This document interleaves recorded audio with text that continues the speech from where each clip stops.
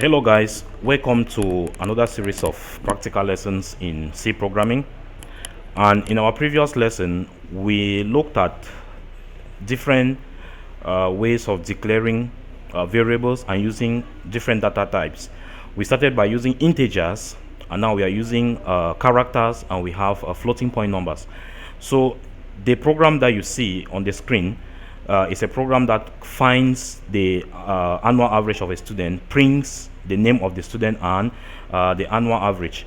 So let me just save this in a location that we can easily use.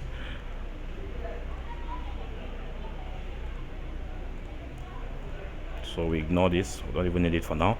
So we already know how to get to this level. We know how to start a new project up to this point. So I'll simply open my main program, which is already empty. So I'm going to write a program that similar like that of the previous, that calculates the annual average of a student, and if the average is greater than or equal to 10, the student has been promoted. Otherwise, the student is going to repeat. So quickly again, I don't want to copy and paste code. I would like to show you how to write the code. So if you want the name of the student to be appeared, which is good to make it more professional, so I'm going to use character name, and we declare a size. Maybe we'll put 10 for the name. We use float. We have first term average. We have another float, second term average, and we'll have a float, third term average. Then we have annual average, double A. Okay, so I've declared our variables. Now we can ask the user to enter the name. So we can say, dear student, please enter your name. \n semicolon. Then we use scanf to read, since it's a string, name. Okay, then we'll equally ask the student to enter the different terms averages. I always want to zoom out so that you see clearly. Okay. So we can say enter your first term average. So here it should be this variable, and here it should be percentage %f. So we display this twice.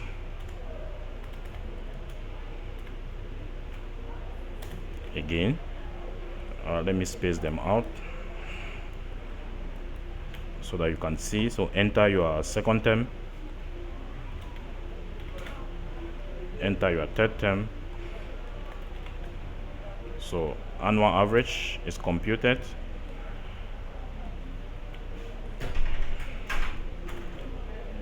Is equal to this. We add the 3 terms averages.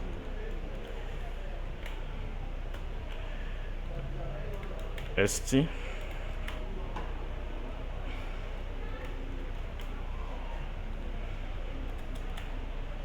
And we divide this by 3.0.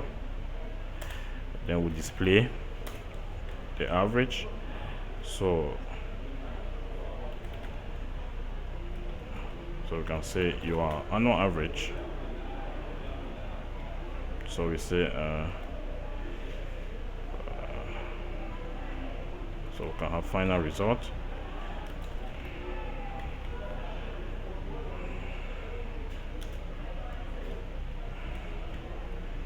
So we can say your annual average is 0.2f.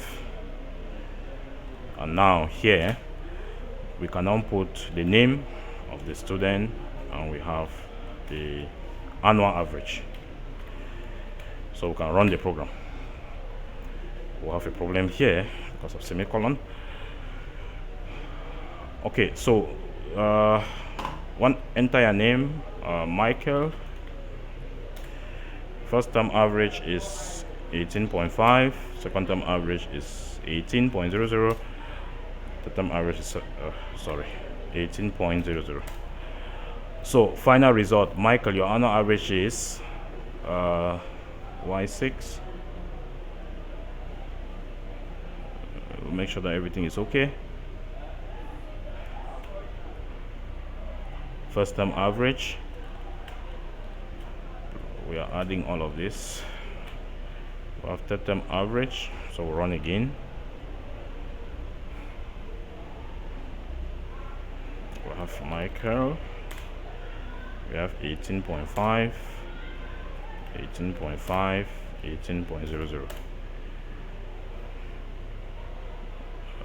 We have a problem, so we'll check the code. It is not computing the average properly.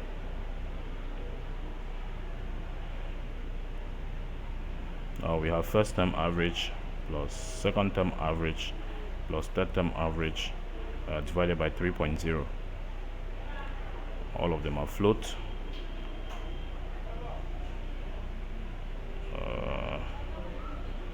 Let's use int here and see.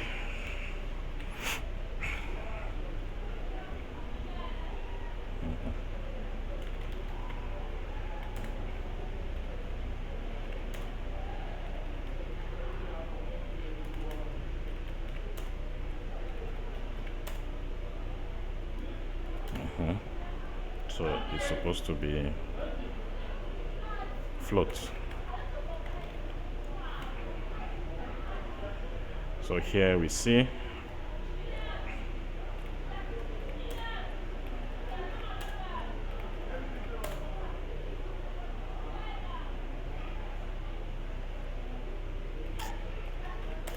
we're just testing to see where the problem is.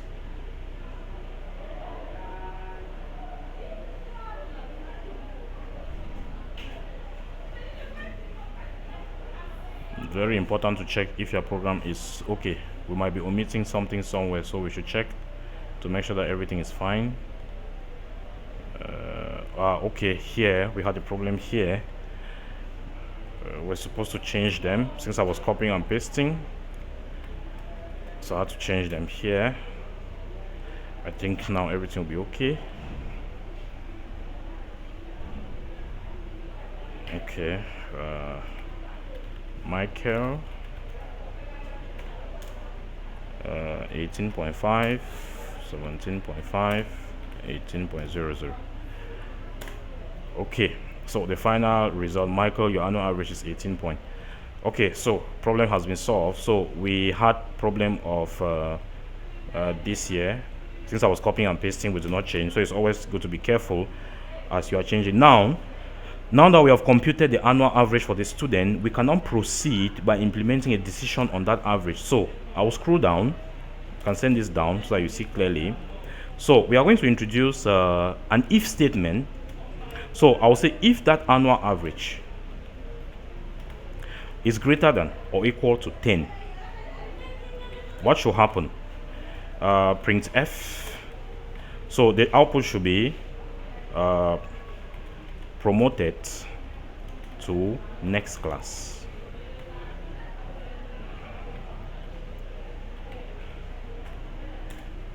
So that will be the output. Else, so I always like that this should align. Okay, else print F again. We have so we can put this statement, you have to repeat.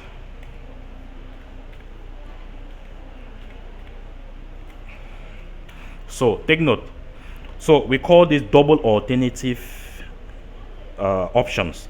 So in single alternative we have just a statement after the if, but now in double alternative we have if else. So how do we interpret this? This statement will only execute if this condition is true. If this condition is true, this statement executes. If this condition is false, this statement executes. So it checks. So you see that there are two control structures that are now in this program. We have sequence control structure, then we have decision, or maybe we can call it decision or branching control structure. So when you see if else, that tells you that there is a decision making, and all of this is sequence. So let's test and we see how this is going to be true. So I'll enter the name again, Eric, for example. I enter the first term average 18.5, second term average 18.00, third term average 18.5. So the final result, Eric, your annual average is 18.33, promoted to the next class. Now I want this to display neatly, so I put here and I run the program again. You can use any name, Mike. We have 18.5, sorry, 18.5, we have 18.00, we have 19.00. So you can see the final result, Mike, your annual average is 18.50 and you're promoted to the next class. So this condition is true because the annual average is greater than or equal to 10. Now let's take a situation where a candidate or a student fails. So maybe the student had 10 average. Oh, sorry, let's start by entering the name. Paul. Please, Paul should not be thinking that there are students who are not intelligent. It's just an example, please. We have 10.5. Second term, Paul had 9.00. Third term, Paul went to 8.00. And you see that the final result, Paul, your annual average is 9.17, and you have to repeat. So the decision making is functioning properly, and we are certain that the outcome of the annual average is checked, then the final output is printed to the user. So if you want the user's name to be printed on the output, you can equally indicate in the printf statement, and that is going to function properly. So in this program, I wanted students to be able to identify the sequence nature of the program that runs, then a decision is taken. So most often in the exam, you can be asked to interpret what is happening on this particular line, which line or which line of code interprets or makes use of decision. You should be able to say maybe from line 26 up to line 34, we have decision making is being implemented there. So anywhere you see if else, you know that there is decision making. So my dear students, in this program, you will learn how to interpret source code, and you should be able to write similar programs of this nature. Our objective is to demystify your most disturbing concepts in O-level computer science, and especially in programming, which is always a difficult nut to crack for most of the students. Stay tuned, see you next class, and continue to study.